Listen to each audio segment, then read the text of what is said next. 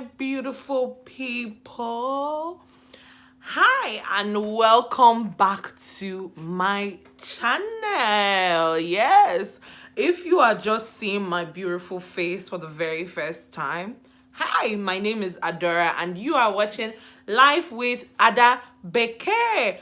Please be sure to give this video a thumbs up. Don't forget to subscribe, comment, share this video, and just join our family. Okay. And for my OGs, welcome back. Please make sure that you're subscribed, make sure that you've liked, shared, commented, and please be sure to stay and watch till the end of this video. I know you're seeing me, you're like, can you hear this girl? Please, I'm cold, okay? Please, it's cold. America is getting cold over here, and I just have to wear something to warm up. I have to wear something to warm up, but do you like it? Me, I like it. It keeps me very warm. But let's get into the meat of this video.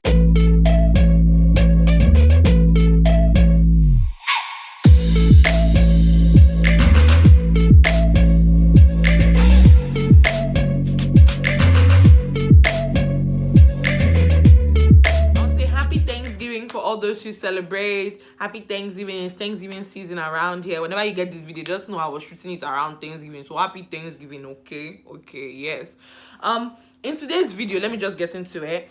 I want to discuss some of these very tiny things that people forget during the application cycle. We talk about amcas, this one, letter of reg, this, get your GPA, get your transcript, improve this one. But they are very small things that are very easy to forget, but they can make or mar your getting into medical school. This is interview season. We're in the height of application season, and I don't want anybody to be forgetting little things that could make you get into medical school or lose out on the medical school spot. Okay, so let's get right into it. As usual, I have my trusted, the best of the best. She's here. Is requesting transcripts. So this is a little bit late now if you're in you're already in this cycle. But for those who are going to be in next year's cycle or subsequent cycles, don't forget to request your transcripts on time. You can actually request your transcripts before AAMC opens, because some schools are eligible to do electronic transcript sending. My undergrad couldn't send electronic transcripts, so it took them a very long time for my transcript to get there. I talked about that in my video when I did my application review, my application process, when I showed you guys my application.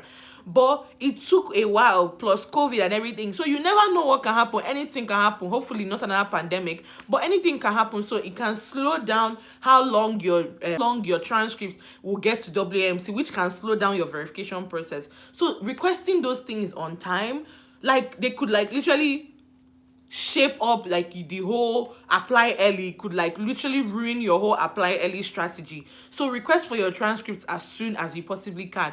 I also just requesting it from the beginning of May at least, so that at least it will be there. Even if you've not submitted your application, your transcripts will be there. You already have a AAMC ID or aacomas ID as well if you're applying DO. But request those transcripts as soon as possible. For those who are going through interviews right now, don't forget to send your thank you letters to your interviewers. Don't forget. I know people are there's no consensus of whether this helps your chances or whether it hurts, but it can't hurt to at least send your interviewers a thank you letter. Maybe I will do a video on how I wrote my own thank you letters for med school, but it doesn't send your thank you letters. Make sure that if you don't have your interviewer specific email, you can send it to whoever it was that coordinated your interview and let them know to send it to your interviewer. Be sure to include things don't just send a generic thank you letter. Include things from the interview that were actually important to you, that that you guys talked about or something. For me would send thank you letters. I sent it to each person that interviewed me. So if I had 3 interviewers that day, I'm sending out 3 thank you letters, and then I'll just include their names when I would send it to the interview coordinator and be CC this person, CC that person. So thank you letters, don't forget to send them. Okay, they sound so small, they're something we don't remember, but who knows, just send them out. Another one is update letters. So this is for people who haven't heard back from a school. So there are 2 kinds of update letters. There's one you send if you've not received an interview, and there's another one you send after you've been interviewed, but maybe you're still waiting to hear back from them, right? So sending out update letters can be very important. Like, they can really help your chances of getting into a school. Like, maybe a school is like, maybe you're on a wait list or you're some kind of hold. Sending out that update letter can like let a school know that you're still interested in them, that you still, you still want to go to their school if given the opportunity. And then you should not forget you, please, that you're waiting to hear back from them. I know, like, it can be quite like nerve-wracking, that waiting period, but update letters, like, they seem like a very small thing that we don't really talk about too much during the application cycle, but they can be very important as well. I don't have any good update letter resource right now, but if I find something, I'll definitely be sure to share in my community page or do another video specifically about update letters. Then another thing is checking on recommendation letters as well. All these letter, yes. Check on your recommenders. And I say this for people who submit, because you can submit your application without having all your letters in yet, but your letters need to be in for your application to be considered complete. And sometimes you're like, so don't wait. So this is a mistake some people made. They wait for the letter writers to send in all their letters first before they submit the application. No, you can submit your application without having your letters in. You don't have to wait for them, but the letters do have to come in for your application to be considered complete. Again, this is one of those things where I advise using a software like Interfolio, where you can start gathering your letters ahead of time, like right now. Like, if in case you're applying for like next year, you can start gathering your letters, and then your letter writers can write that letter, and Interfolio will store it for you until it's time to send, so that you don't have to keep like going to people, oh sorry, have you written this letter? Oh, because like sometimes like professors have like their peak periods where they become busy, and literally right now is one of their peak periods, right? And so you don't want to be disturbing them during the academic year. Like, it can, like, you can feel stressed, it can stress you out and all those kind of things. So I would say, like, use a resource like Interfolio to gather your letters ahead of time, so that when the time comes, you're not panicking because this professor, you've not heard back from them in 3 days, or worst case scenario, the professor will go on sabbatical. And they will not hear you. Meanwhile, you ask them for a letter of rec. So professors used to misbehave, sha. They won't tell you, and they went on sabbatical or maternity leave or something, and now like you're here stranded. So gather those letters ahead of time. Use something like Interfolio. Another thing that is like really nice is letting people who wrote your letters, or people who like helped you, like just letting your people, your community know when and where you got into medical school.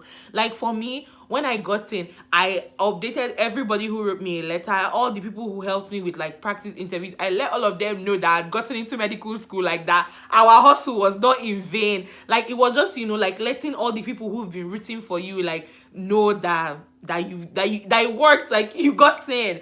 So it was very like emotional and really, really important time for me. But I think it's something that you all would like to do as well. Let the people who matter to you know when you've gotten into medical school. Like, let them not find out, like, especially if they did something as big as like write a letter of rec for you or help you practice for interview. Let them know ahead of time. Another one, the last one I have, which it should go without saying, research your schools before your interview.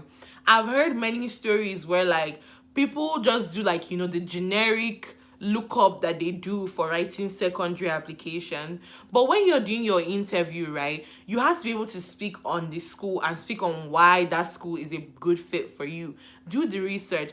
Do that research. Like me, I go to Stony Brook, and one of the things that endeared me to them is like their research opportunities. So I was actually able to speak on some physicians' research that had looked into that was interesting for me, like that, like simulated what I want to be able to do with my career as a physician. And very important, like we talked about, it was like a good interview topic. So it might seem like a small thing, but research the schools like in depth, like the ones at least, like, I know it's hard to research all the schools that you write a secondary application for, but at least the ones you interview, research them, like be able to speak to specifics about that school. And I hope you were able to watch this video till the end. As usual, please don't forget to give me a thumbs up, comment, share, and make sure that you're subscribed to this channel. I look forward to putting out videos for you all. Like, there's going to be some vlogs coming up in the next month. There's going to be more live sessions. My birthday is around the corner, so you might see something around that.